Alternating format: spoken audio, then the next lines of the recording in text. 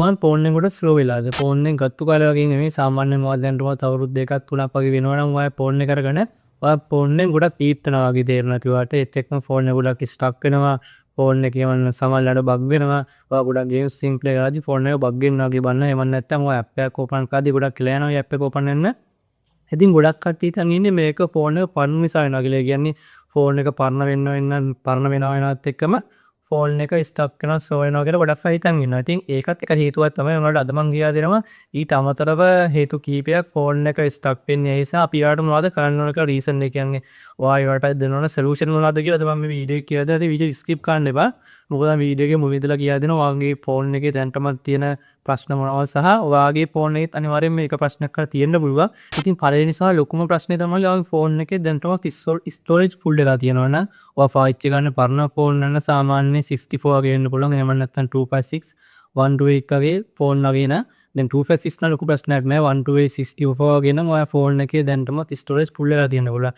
ඉතින් ලැග් වෙන ප්‍රධාන වශයෙන් බලපාන නිසා ෆෝන් එක ස්ටක් වෙන්න බලපාන්නේ ස්ටෝරේජ් ෆුල් වෙන එක. ඉතින් පළවෙනි රීසන් එක තමයි ඒක. ඉතින් අපි දැන් බලමු ඒකට අපි මොකක්ද දාන්න ඕන සොලියුෂන් එක. ඒ කියන්නේ අපි මොකක්ද ඒකට කරන්න ඕන දේ ෆෝන් එක ස්ටක් වෙන්නේ නැති වෙන්න පාවිච්චි කරන්න කියලා. ඉතින් ඒක ප්‍රධාන වශයෙන්ම කරන්න තියෙනවා ෆෝන් එකේ තියෙන අවශ්‍ය නැති ෆොටෝස් වීඩියෝස් වගේ ඔක්කොම ඩිලීට් කරලා දාන්න. ඉතින් ඩිලීට් කරලා පස්සේ ඔයාලා තියෙනවා රීසයිකල් බින් එක. ඔය ෆෝන් රීසයිකල් බින් එකක් තියෙනවා. ඔයාලා එතනට ඔක්කොම ඩිලීට් කරලා දාන්න. ඔයාගේ ගොඩක් ස්ක්‍රීන් රෙකෝඩ් තියෙනවා නම් වීඩියෝස් අනවශ්‍ය වීඩියෝස් ගොඩක් ස්ක්‍රීන්ෂොට් දාගත්තා තියෙනවා වෙන්න පුළුවන්. අපිට අමුත කියලා අහිලා අපි දන්නේ නැහැ ෆෝන් එකේ තියෙනවා කියලා. ඉතින් ගානක් නැතුව ඉන්න එපා. ගොඩක් කට්ටිය හිතනවා එකක් දෙකක් තිබ්බ ප්‍රශ්නයක් නැහැ කියලා. ඒකත් දැක්ක උතරලා තමයි ගොඩක් අපි ස්ටෝරේජ් ෆුල් වෙන්නේ. ඉතින් ඒ වගේ ස්ක්‍රීන්ෂොට් ස්ක්‍රීන් රෙකෝඩ් වීඩියෝස් එක අනවශ්‍ය දේවල් තියෙනවා නම් ඔක්කොම ඩිලීට් කරලා දාන්න. ඒ වගේම WhatsApp මීඩියා ෆයිල්ස් වගේ තියෙනවා නම් අනවශ්‍ය දේවල් ඔය ගෲප් වලින් වගේ ෂෙයා වෙච්ච ඒවා ගෲප් වලින් ආව වීඩියෝස් වගේ තියෙනවා ඔක්කොම ඩිලීට් කරලා දාන්න. ඒ ගොඩක්ම ෆෝන් එකේ ස්ටෝරේජ් ෆුල් වෙන එක බලපානවා. ඉතින් ඔයාලා ෆෝන් එකේ කැපැසිටි එකෙන් සාමාන්‍ය 10%ක් 15ක් අතර අනිවාර්යයෙන් ෆ්‍රී තියාගන්න. ඒ කියන්නේ ඔයාලා ෆෝන් එක 64 128 වගේ නම් ඒ ෆුල් කැපැසිටි එකේ 15ක් 10ක් විතර ඔයාලා ස්පේස් එක ෆ්‍රී තියාගන්න මෙතේ පුරව ගන්න එපා. එතකොට ආයේ ෆෝන් එකේ ලැබ් වල ප්‍රශ්න ගොඩක් දුරට අඩු වෙනවා. ඉතින් ඔයා ඒක රීච් කරලා පස්සේ අනිවාර්යයෙන් ෆෝන් රීස්ටාර්ට් කරගන්න. ඒ කියන්නේ ඔයා ෆොටෝස් වීඩියෝස් ඔක්කොම ඩිලීට් කරලා පස්සේ ඔයාගේ ෆෝන් එක නෝන එකපාරට රීස්ටාර්ට් කරන්න. එතකොට ගොඩක් දුරට මේ ප්‍රශ්නේ හරියනවා. ඉතින් ඔය ෆෝන් එක සොවෙන් ඩෙලිවරිසන් එක තමයි ඔයාගේ ෆෝන් එකේ තියෙන apps. ඒ කියන්නේ ඔයා කලින් ඉන්ස්ටෝල් කරපුවා සමහරවල් ඔයා apps ගොඩක් ඉන්ස්ටෝල් කරනවා ගේම් වෙන්න පුළුවන්. ඔයාට අවශ්‍ය app උත් ඉන්ස්ටෝල් කරනවා ගොඩක් වෙලාවට ඒක පස්සේ ඔයාලා මතකයි ඔයා ඩවුන්ලෝඩ් කරාද කියලා ඉන්ස්ටෝල් කරාද කියලා ඒවා. ඉතින් ප්‍රධාන වශයෙන් මේ apps ඔයා දන්නේ නැතුව ඔයාගේ ෆෝන් එකේ බෑග්ග්‍රවුන්ඩ් එකේ රන් වෙන්න පුළුවන්. ඒ කියන්නේ බෑග්ග්‍රවුන්ඩ් එකේ රන් වෙනකොට ආඩ උඩින් පෙන්වන්නේ නැහැ ෆෝන් එක. ෆෝන් එකේ සිස්ටම් ඇතුලෙන් තමයි මේ app එක රන් වෙන්නේ. එතකොට ආයේ ෆෝන් එකේ තියෙන RAM එක ඒ වගේම ස්ටෝරේජ් ගොඩක් යූස් වෙනවා මේ app එක රන් වෙන්න. ඉතින් අනිවාර්යෙන් හිම apps ගොඩක් තියෙනවා නම් ඔයාට අවශ්‍ය කරන apps පොඩ්ඩක් ඔයා විනාඩි 5-10 app එක අරගෙන ඒක බලලා ඔයා settings වලින් ගිහලා app එක සම්පූර්ණයෙන් uninstall කරලා දාන්න ඕනේ. එතකොට ගොඩක් දුරට ඔය stuck වෙන lag වෙන ප්‍රශ්න අඩු වෙනවා ෆෝන් එකේ. තව ඔයාගේ ෆෝන් එකේ stuck වෙන lag වෙන වගේ බලපාන හේතුවක් තමයි ඔයාගේ ෆෝන් එකේ notification. ඉතින් මේක සාමාන්‍යයෙන් 256 128 වගේ ෆෝන් එකක් නම් ප්‍රශ්නයක් නෑ. ඔයාගේ ෆෝන් එක දැන් 64 වගේ නම් 32 වගේ තියෙනවා 64 වගේ නම් ෆෝන් එක ඔයාගේ ෆෝන් වල notification එනවනේ Facebook එකකින් Instagram එකකින් එතකොට tip එකකින් වල notification full වෙලා තියෙනවා. ඉතින් එහෙම වෙන හොඳ නෑ ෆෝන් එකට.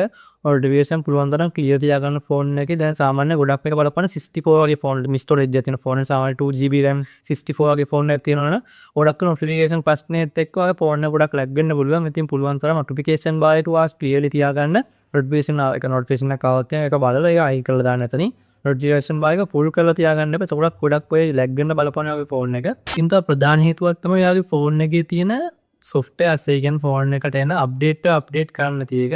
ඒ කියන්නේ මේ ගොඩක් කටේ වැඩි ගණන් ගන්න ෆෝන් එක අප්ඩේට් එකක් ආවට පස්සේ අප්ඩේට් එක දෙන්න ඩේටා කැපනවා කියලා තියලා තියෙනවා.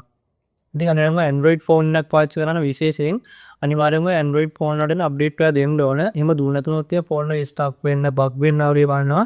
ඉතින් අප්ඩේට් එක දුන්නාට පස්සේ ගොඩක් ඔය ස්ටක් වෙන, බග් වෙන ප්‍රශ්න ගොඩක් ෆික්ස් වෙනවා. ඒගොල්ලෝ ඒ කියන්නේ ඔය පරණ ෆෝන් වලට ඒගොල්ලෝ අප්ඩේට් එක දෙන්නේ නැහැ. ඒගොල්ලෝ තියෙන ඔය අලුතෙන් softwares රන් වෙන්න පුළුවන් වෙන ෆෝන් එක අප්ඩේට් වෙන්න.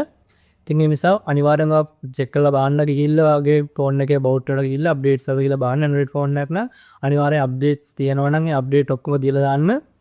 ඒත් එක්කම අප්ඩේට් එක දුන්නට පස්සේ අනිවාර්යෙන් ෆෝන් එක රීස්ටාර්ට් කරන්න ඕන. ඉතින් මේ ෆෝන් එක රීස්ටාර්ට් කරනවා කියන්නේ ගොඩක් වැදගත්. සාමාන්‍යයෙන් ගොඩක් කට්ටිය ෆෝන් රීස්ටාර්ට් කරන්නේ එක දිගට ෆෝන් එක අවුරුදු දෙක තුන යූස් කරනවා. ඉතින් එහෙම කරන්න එපා. සාමාන්‍යයෙන් සතියකට අඩුම සතියකට එකපාරක් ෆෝන් එක රීස්ටාර්ට් කරලා බලන්න. හැමදාම නෙමෙයි සතියකට එකපාරක් වගේ නොවලින් එක ෆ්‍රී ටයිම් එකක් බලලා ඊට දෙක දිනන්නේ ෆෝන් රීස්ටාර්ට් පාරක් දාලා බලන්න. එතකොටත් ගොඩක් ඔය හැම වෙලෙම ස්ටාප් කරන ලැබ් වෙන ප්‍රශ්නයන් ගොඩක් අඩු වෙනවා එතකොට. ඉතින් අනිත් තමයි ෆෝන් එක ඕවර් හීට් වෙන එක. ඉතින් ඔයා සාමාන්‍යයෙන් චාර්ජ් එකට වගේ ගහගෙන ගේම්ස් ප්ලේ කරනවා නම් නැත්නම් ගොඩක් චාර්ජර් ගහලා තියෙනවා නම් නැත්නම් 4K වීඩියෝ එකක් රෙකෝඩ් කරනවා නම් එඩිට් කරනවා නම් වගේ ෆෝන් එකෙන් ගොඩක් හීට් වෙන්න මේ හීට් වෙන්න ගන්නවා. ඉතින් ෆෝන් එක හීට් වුණාට පස්සේ අනිවාර්යෙන් ෆෝන් එකේ තියෙන බැක් කවර් එක අයින් කරන්න. ඒ කියන්නේ ඔය ටයිට් බැක් කවර් එකක් දාන් ඉන්නවනම් ෆුල් කවර් වෙන්න වගේ බෑ මේ බැක් කවර් එක අයින් කරලා පොඩ්ඩක් ෆෝන් එක පැත්තකින් තියලා තියන හීට් එක අඩු වෙනවල්. ඔය ෆෝන් එක හීට් එකේ දිදියොත් එහෙම වගේ බැටරියට වගේම වගේ ෆෝන් එක ස්ලෝ වෙන්න ගන්න. ඒ වගේම බැටරියට ගොඩක් හොඳ නැහැ. බැටරි ඩැමේජ් වෙන්න බලනවා ගොඩක් හීට් එකේ තියෙද්දි ෆෝන් එක යූස් කරොත් එහෙම.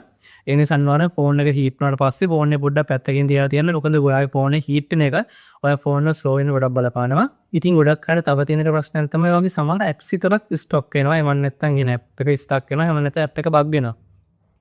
ඉතින් ඔය ෆෝන් එකේ කිසි ප්‍රශ්නයක් නැති වෙන්න පුළුවන්. මොකද ඔය ෆෝන් එකේ ඇප් එකේ ප්‍රශ්නයක් තියෙන්න පුළුවන්. ඒ කියන්නේ ඔයා හිතනවා මේ ඇප් එක නිසාම ෆෝන් එකේ ප්‍රශ්නයක් ඇති කියලා. ඉතින් එහෙම නැහැ. සමහර වෙලාවට ඇප් එක විතරයි බග් වෙන්නේ. ෆෝන් එකේ ප්‍රශ්නයක් නැති. ඒක බලාගන්න තියෙනවා. ඔය කියන්නේ Facebook එක වම කරලා ගේම් එකක් ප්ලේ කරනකොට ගේම් වල ගොඩක් ප්‍රශ්න නැහැ. ඔයාලගේ සෝෂල් මීඩියාස් වල තමයි තියෙන්නේ. ඔයා බාන්න ගිහිල්ලා Google එකෙන් හරි Android phone එක පාවිච්චි කරනවා නම් Play Store එකෙන් හරි iPhone එක පාවිච්චි කරන එකක් නම් App Store එකෙන් හරි ගිහිල්ලා බලන්න ඔය ෆෝන් එකේ ඒ ඇප් එකට දාලා අප්ඩේට්ස් තියෙනවා. ඒකලා ගොඩක් ඔය Facebook වගේ ස්ටක් වෙනවා, ලැග් වෙනවා වගේ ප්‍රශ්න කරනවා. ඒකේ අප්ඩේට් එක දුන්නාට පස්සේ ගේම්ස් වල නම් ඒ ප්‍රශ්නයක් නැහැ. මොකද ගේම් එක අප්ඩේට් එකක් එක්ක ප්ලේ කරන්න බෑ. අනිවාර්යෙන් අප්ඩේට් එක දාන්න ඕන. ඔයා ගොඩක් ඔය සෝෂල් මීඩියා ෆයිල්ස් වගේ මේ ඇප්ස් වගේ යූස් කරනවා නම් අනිවාර්යෙන් චෙක් කරලා බලන්න ඔයාගේ ෆෝන් එකට ඒ කියන්නේ ඇප් එකට අප්ඩේට් එකක් තියෙනවද කියලා. ගොඩක් ඔය අප්ඩේට් එක නිසා ඇප් එකට ලැග් වෙන්න, ඒ ඇප් එක බග් වෙන්න වගේ බලනවා. ගොඩක් වෙලාවට ඒ අප්ඩේට් එක දුන්නාට පස්සේ ඉතින් මම ඔයාලට කලින් කිව්වා ෆෝන් එකේ සමහර ඇප් බෑග්ග්‍රවුන්ඩ් එකේ රන් වෙනවා කියලා.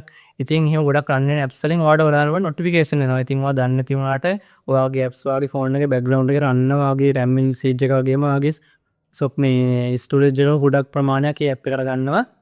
ඉතින් ඔයාලට ගොඩක් එක බලා ගන්න පුළුවන් මොනවද මේ රන් වෙන ඇප් කියලා. ඔයාලට හැම වෙලේම නොටිෆිකේෂන් එනවා නම් මේ ඇප් එක ගොඩක් වෙලාවට ඔයාගේ ෆෝන් එකේ රන් වෙනවා වෙන්න පුළුවන්.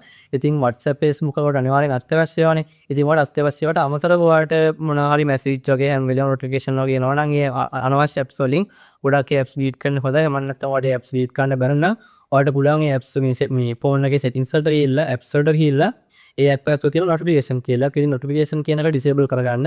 එතකොටත් ඔය ගොඩක් බ්ලැක් වෙන ප්‍රශ්න අඩු වෙනවා. මොකද හැම වෙලේම නොටිෆිකේෂන් එක නැති නිසා ෆෝන් එකට. ඒ වගේම ඒ ඇප් එක ගොඩක් වෙලාවට එතකොට බෑග්ග්‍රවුන්ඩ් එකේ රන් වෙන්නේ නොටිෆිකේෂන් එක නැති නිසා. ඉතින් අද මම කියලා දුන්න මෙතන ටික ගොඩක් අනිවාර්යෙන් try කරලා බලන්න ඔයාගේ ෆෝන් එකට හරියනවද කියලා. ඉතින් ගොඩක් කට්ටිය මගේ ෆෝන් එක පරණයි ස්ටක් වෙනවා ලැග් වෙනවා කියලා ෆෝන් එක මාරු කරන්න ඉන්නවා.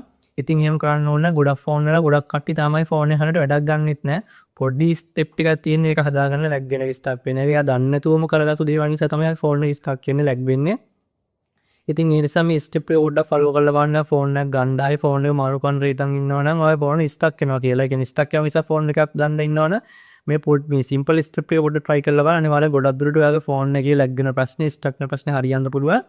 ඉතින් මෙයාගේ වීඩියෝස් හැමදාම බලන්න ඕන නම් අනිවාර්යෙන් channel එක subscribe කරලා තියාගන්න. ඒ වගේම වීඩියෝ එක හොඳට විතරනවා නම් අනිවාර්යෙන් වීඩියෝ එකට like එකක් දාන්න.